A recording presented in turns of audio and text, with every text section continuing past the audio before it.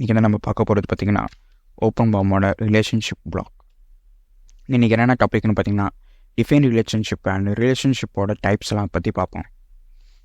இதுக்கு முன்னாடி பார்த்திங்கன்னா ஓப்பன்பாமோட ஐட்டம் பில்டிங் பிளாக்ஸில் வந்து இன்ட்ரோ பார்த்துருந்தோம், ஐட்டம் பார்த்துருந்தோம், ஆப்ஜெக்ட்ஸ் பார்த்துருந்தோம். இப்போ வந்து பார்த்திங்கன்னா ரிலேஷன்ஷிப்பு இதெல்லாம் பற்றி நீங்கள் பார்க்கணுன்னா நான் வந்து மேலே வந்து லிங்க் வந்து கொடுக்குறேன், நீங்கள் வந்து கிளிக் பண்ணி வந்து ஓப்பன் பண்ணி பார்த்துக்கோங்க.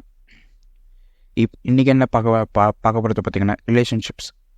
இந்த ரிலேஷன்ஷிப்போட இதெல்லாம் லிங்காக இருக்குன்னா பேரண்ட் அண்ட் சைல்டு ரிலேஷன்ஷிப்பு, அதுக்கப்புறம் வந்து file relationship, reference instant and form and catalogue relationship, அதுக்கப்புறம் வந்து பார்த்திங்கன்னா ரிவிஷன் ரிலேஷன்ஷிப்பு, அதுக்கப்புறம் ஜென்ரல் ரெஃபரன்ஸ். இதெல்லாம் வந்து ரிலேஷன்ஷிப்போட கம்பைனாக இருக்குது.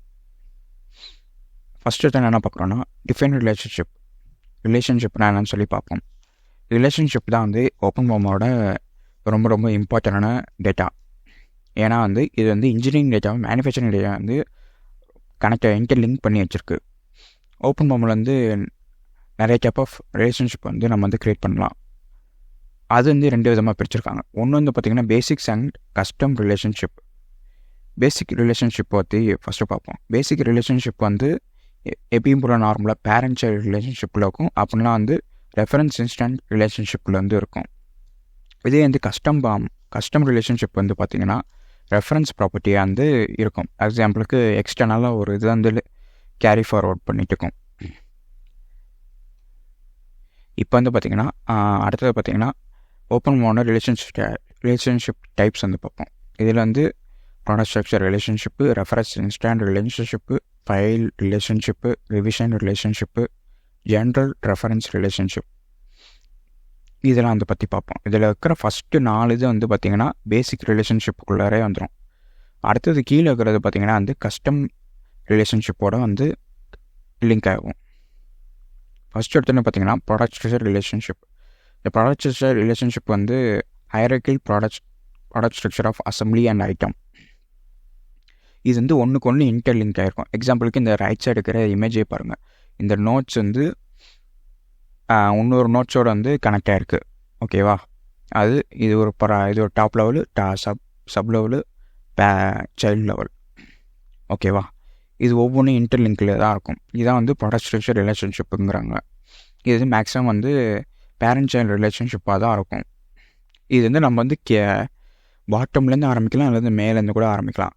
நம்ம வந்து கீழேருந்து ஆரம்பித்து இந்த லெவலில் அசம்பிள் பண்ணிட்டு, அதுக்கப்புறம் இந்த லெவலில் அசம்பிள் பண்ணிட்டு, அதுக்கப்புறம் இந்த லெவலில் அசம்பிள் பண்ணிவிட்டு, இப்படியே வந்து ஒவ்வொன்றா ஸ்டெப் பை ஸ்டெப்பாக வந்து கீழேருந்து மேலே வைக்கலாம், இல்லைருந்து ஓவராலாக மேலேருந்தே கூட ஆரம்பிக்கலாம்.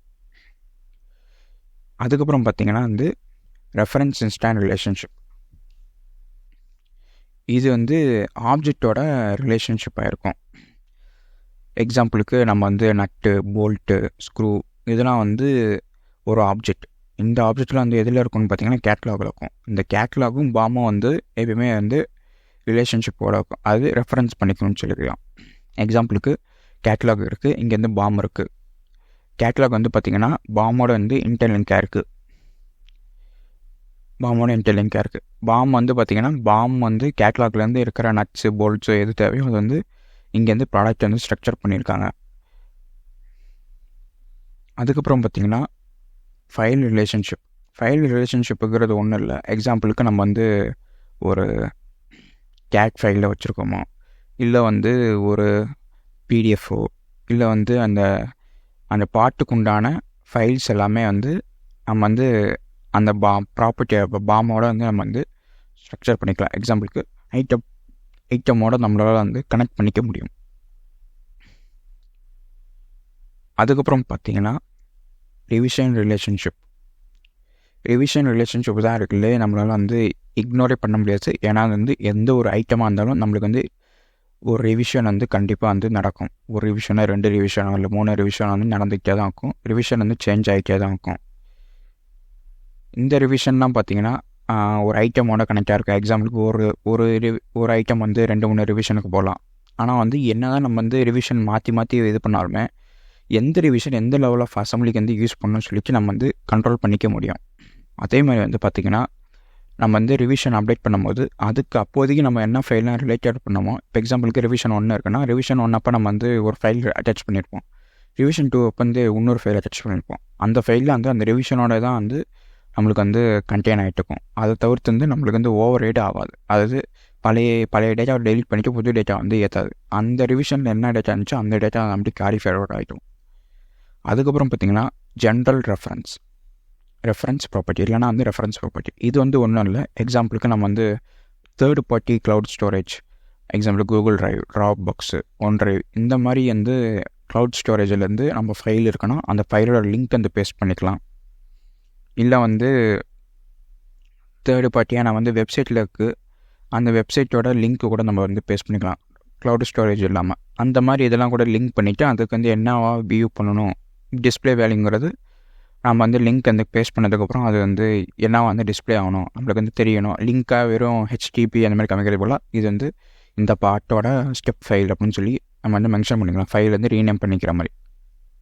இப்போ நம்ம வந்து எக்ஸாம்பிளுக்கு அந்த ஜென்ரல் ரெஃபரன்ஸை பற்றி பார்ப்போம். இப்போ நான் வந்து பார்த்திங்கன்னா ஒரு சாம்பிள் பாம் வந்து க்ரியேட் பண்ணியிருக்கேன். இங்கே வந்து பார்த்திங்கன்னா எந்த ஒரு பார்ட்டுமே இல்லை. எக்ஸாம்பிளுக்கு நம்ம வந்து அந்த ஜென்ரல் ரெஃபரன்ஸ் ப்ராப்பர்ட்டி எப்படி ஆட் பண்ணுறதுங்கிற பார்ப்போம். எப்படி கிளிக் பண்ணுறோம். இங்கே வந்து பார்த்திங்கன்னா அட்டாச்மெண்ட்டுன்னு டைப் அட்டாச் எப்படியும் போட்டதுக்கப்புறம் பார்த்திங்கன்னா இங்கே வந்து பார்த்திங்கன்னா